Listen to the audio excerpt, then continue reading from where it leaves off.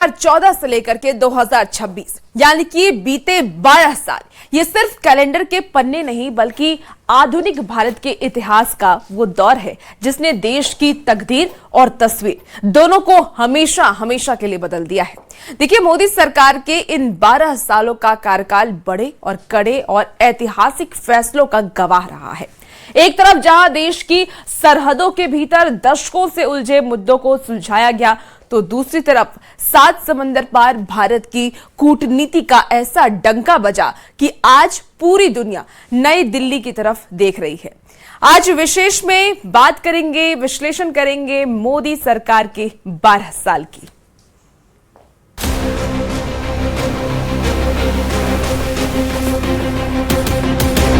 एक 140 करोड़ देशवासी वही मेरे वारिस है। यही समय है, सही समय है, भारत का अनमोल समय है।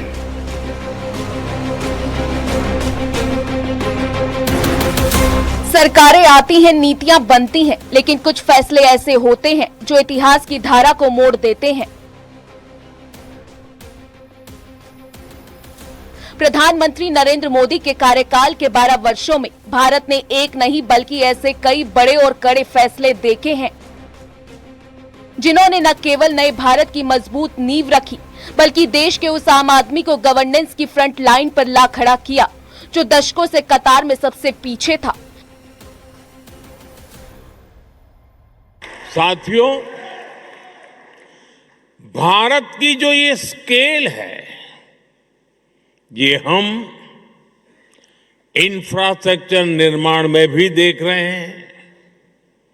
आज भारत में जो सोलर पार्क बन रहे हैं वो विश्व के सबसे बड़े पार्क में से एक है।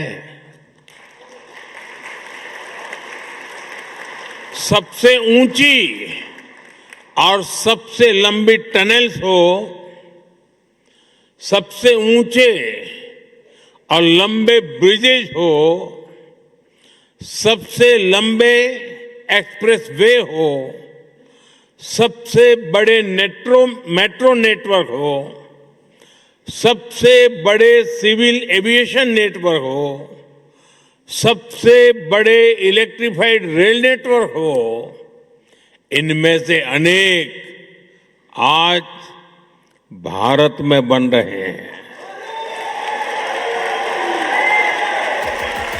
जन धन योजना साल 2014 में लाल किले से शुरू हुई इस योजना ने बैंकिंग सिस्टम को सीधे गरीब की झोपड़ी से जोड़ दिया। 50 करोड़ से ज्यादा बैंक खाते खोले गए जिससे सरकारी मदद सीधे बिना किसी बिचौलिए के आम आदमी के खाते में पहुंचने लगी।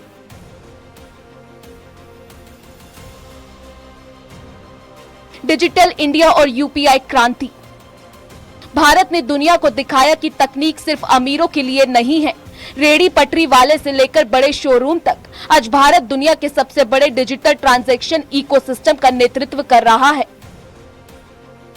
जिससे कैशलेस अर्थव्यवस्था को नई ताकत मिली है।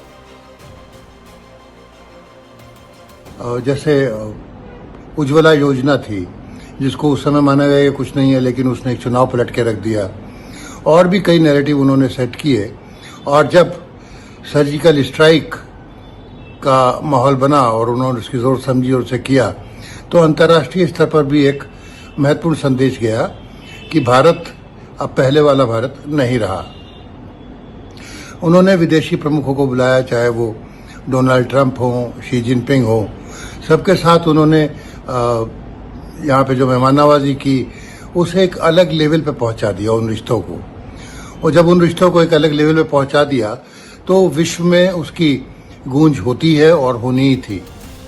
आयुष्मान भारत योजना दुनिया की सबसे बड़ी स्वास्थ्य बीमा योजना ने देश के 55 करोड़ से अधिक गरीब और मध्यम वर्गीय नागरिकों को 5 लाख रुपए तक के मुफ्त इलाज की गारंटी दी। बीमारी के कारण कर्ज के जाल में फंसने वाले आम आदमी के लिए यह फैसला वरदान साबित हुआ। पीएम आवास और उज्ज्वला योजना हर सिर पर पक्की छत के संकल्प के साथ करोड़ों पक्के घरों का निर्माण हुआ और ग्रामीण महिलाओं को धुएं से मुक्ति दिलाने के लिए उज्ज्वला योजना के तहत एलपीजी कनेक्शन दिए गए। इसने सीधे तौर पर आम आदमी की इज्जत और जीवन स्तर को सुधारा।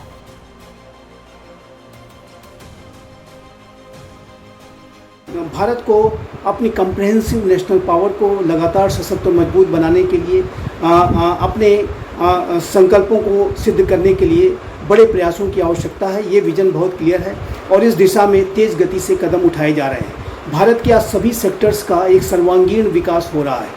भारत की जो विदेश नीति है उसमें भी व्यापक परिवर्तन आए हैं और भारत की विदेश नीति आज एक प्रोएक्टिव विदेश नीति है और भारत आज वैश्विक मामलों को पेरीफेरी पर बैठ करके देखने में यकीन नहीं करता, बल्कि अनेक विषयों को में अपने सकारात्मक इंटरवेंशन को करते हुए उन वैश्विक समस्याओं के समाधान के लिए भारत अपना पूरा प्रयास करता है।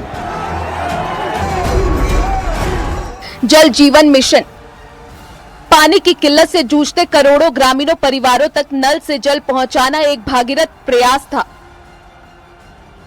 इस फैसले ने देश के दूर दराज इलाकों में रहने वाली महिलाओं को पानी के लिए मीलों पैदल चलने की मजबूरी से आजाद किया। आर्टिकल 370 हटाने का फैसला 5 अगस्त 2019 को लिया गया। यह फैसला भारत की अखंडता के लिए मील का पत्थर साबित हुआ। जम्मू कश्मीर से विशेष दर्जा हटने के बाद वहां का आम नागरिक मुख्य धारा के विकास, रोजगार और लोकतांत्रिक अधिकारों से सीधे जुड़ सका। कश्मीर में और भी पहाड़ी इलाके हैं जहाँ ट्रेन नहीं चलती थी, वहां ट्रेनें चलने लगी। इसके अलावा आप डिजिटल भारत ले लीजिए, आत्मनिर्भर भारत ले लीजिए, उसने भी देश को काफी आगे बढ़ाया। स्वच्छता अभियान ने काफी आगे बढ़ाया और सबसे महत्वपूर्ण चीजों में एक है जो कैशलेस मनी ट्रांसफर है, यूपीआई का जो सिस्टम डेवलप हुआ। हमारे जैसे देश में जहां गरीबों की संख्या ज्यादा है, कम पढ़े लिखे लोग हैं, वहां पे भी आज जगह जगह इसका इस्तेमाल किया जा रहा है। इसके अलावा भी जो जैसे स्वच्छ भारत अभियान चलाया गया, उसका भी बड़ा फायदा हो गया। घर घर शौचालय बन गए। साथ ही साथ आप देखेंगे तो जो धारा से 370 राष्ट्रीय हित में इसको हटाया गया, जिसको कभी कल्पना नहीं की जा सकती थी कि वो हटेगा। आत्मनिर्भर भारत और मेक इन इंडिया, रक्षा उपकरणों से लेकर मोबाइल मैन्युफैक्चरिंग तक भारत को आयात निर्भर से निर्यातक बनाने की नींव रखी गई। आज भारत दुनिया का दूसरा सबसे बड़ा मोबाइल निर्माता बन चुका है, जिसने युवाओं के लिए नौकरियों के नए द्वार खोले हैं। पीएम गति शक्ति योजना देश में हाईवे, रेलवे, एयरपोर्ट्स और पोर्ट्स को एक डिजिटल प्लेटफॉर्म पर लाकर इंफ्रास्ट्रक्चर निर्माण की रफ्तार को गति दी गई, जिससे लॉजिस्टिक्स लागत कम हुई और भारतीय प्रोडक्ट्स ग्लोबल मार्केट के लिए कंपटीशन बने। रेलवे का कायाकल्प, भारतीय रेल अब सिर्फ सफर का जरिया नहीं बल्कि आधुनिक भारत की पहचान है।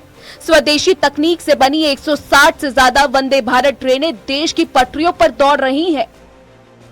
लंबी दूरी की यात्रा के लिए अत्याधुनिक वंदे भारत स्लीपर और आम आदमी की सुगम यात्रा के लिए पूरी तरह गैर एसी आधुनिक अमृत भारत एक्सप्रेस ट्रेनें चलाई गई।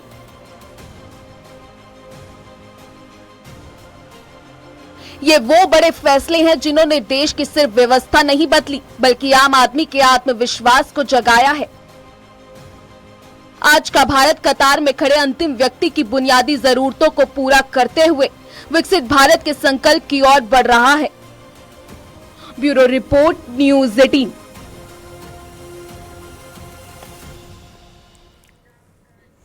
चाहे वो अयोध्या में राम मंदिर का निर्माण हो, कश्मीर में धारा 370 का खात्मा हो या फिर चीन और पाकिस्तान की आंखों में आंखें डालकर की गई सर्जिकल और एयर स्ट्राइक हो, हर फैसले ने देश को एक नई दिशा दी। और बात सिर्फ सीमाओं के भीतर की नहीं है। यूक्रेन युद्ध के बीच से तिरंगे की आन बान और शान के साथ भारतीय छात्रों को सुरक्षित निकालना, पश्चिमी देशों के दबाव के आगे झुके बिना रूस से तेल खरीदना या फिर खाड़ी में छिड़े युद्ध पर दो टुक शब्दों में बिना भारतीय हित प्रभावित किए अपनी बात रखना, ये बदलते और उभरते हुए महाशक्ति भारत की वो तस्वीरें हैं जिन्होंने वैश्विक राजनीति के नियम बदल दिए हैं।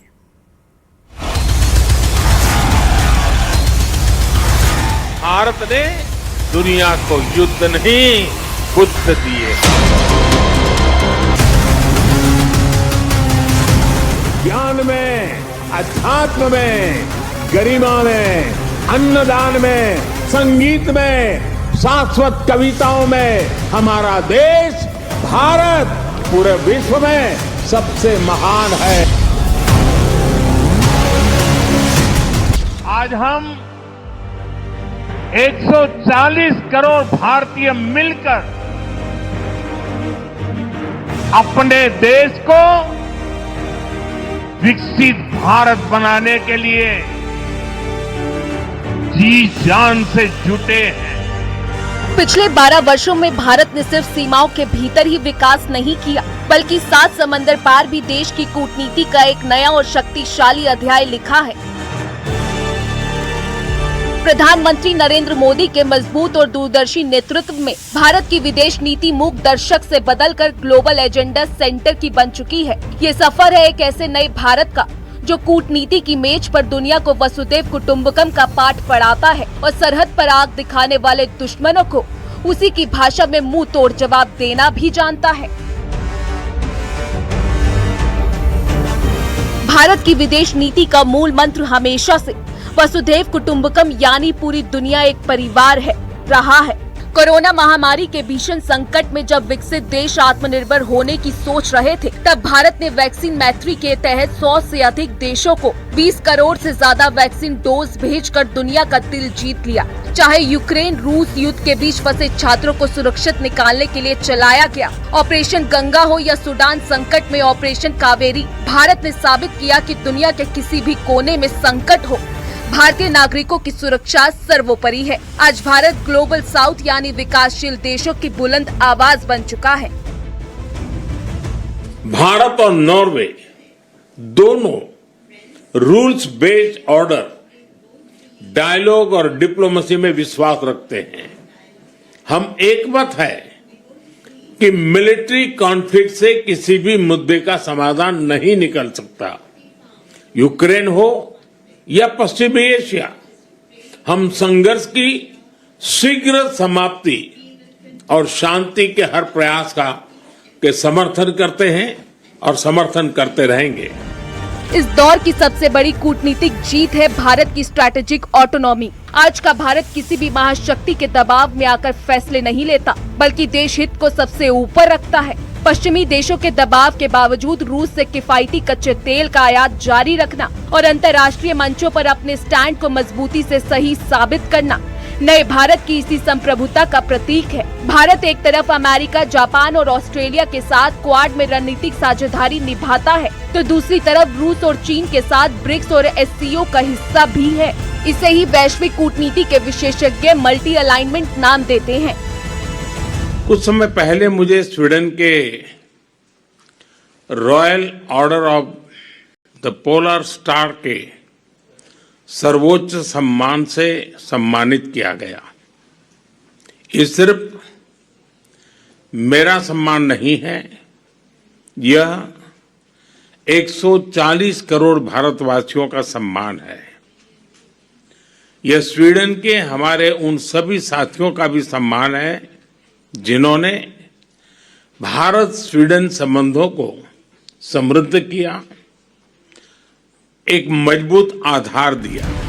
इस विदेश नीति का सबसे बड़ा इम्तिहान ईरान, अमेरिका और इजराइल के बीच छिड़े भीषण त्रिकोणीय युद्ध के दौरान देखने को मिला। पश्चिम एशिया के इस महासंकट में जहां पूरी दुनिया दो धड़ों में बंटती नजर आई, वहीं भारत ने संतुलित रणनीतिक और मैच्योर डिप्लोमेसी दिखाई। भारत ने एक तरफ अपनी रणनीतिक स्वायत्तता को बनाए रखते हुए इजराइल और अमेरिका के साथ अपने गहरे रक्षा और तकनीकी संबंधों को मजबूत रखा, तो दूसरी तरफ चाबहार पोर्ट और ऊर्जा सुरक्षा के लिहाज से बेहद महत्वपूर्ण सहयोगी ईरान के साथ भी अपने राजनयिक रास्ते खुले रखे।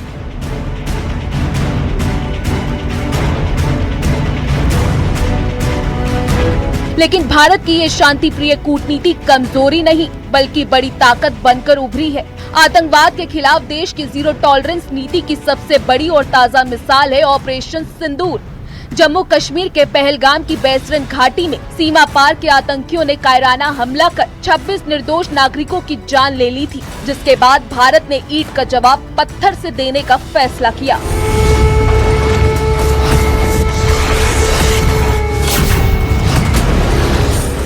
मई 2025 में भारतीय सशस्त्र बलों ने पाकिस्तान और पीओके के मुजफ्फराबाद, कोटली और बहावलपुर जैसे इलाकों में 9 प्रमुख आतंकवादी लॉन्च पैड्स पर ताबड़तोड़ मिसाइल और हवाई हमले किए।